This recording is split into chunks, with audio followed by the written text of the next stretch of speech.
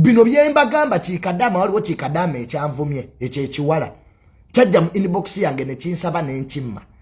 mbujuni yanjagala kwagala gwe kadama ne bwona nvuma I will not love you chitu chikadama chemwalabye nga kyenvuma faking that it we kyenvuma nja kiddamu that girl came to my inbox nangamba Junior manyi bagwira nnyo bayima nnyo gye bali e Dubai Junior I want to love you ne mugawe na sente meka muwala gwe kati kyamaze nnyini ensonyi ne kijifuula obusungu omuntu bwe gamba takwagala lwaki oba omuvuma why do you abuse me because I have rejected you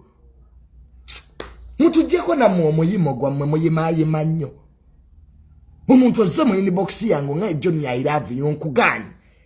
ate ozze otandise okunkolera bulayivu onvuma I said that you can't fight people in a society who are more educated than you who have money and power nekukaa kyovula abayudaaya bafuga America the Israelites are the ones who rule America not because tell president wa America asobola kuwangula kalunga tamaze ku address ga Jewish community because they have the knowledge and the money katika dama hii atandise kumvuma era banange lo Junior era munange tuvumye fa Abaganda I cannot abuse Bagandas Abaganda nze mbabulira mazima mwagala nnyo ebyekisiru